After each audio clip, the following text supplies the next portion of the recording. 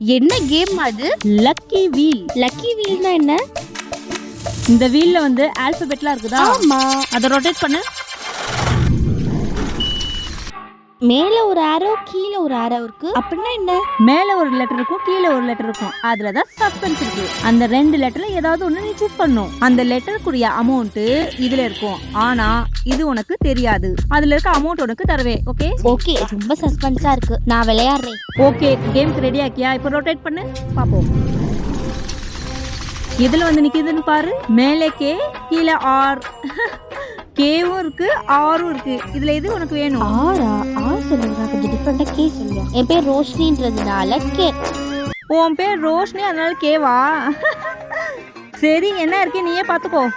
கேல 100, கேல 100, ஆர்ல 500 இருக்கு. அச்சச்சோ, 500 போச்சு போ. ஆரே சொல்லிருக்கலாமா? 500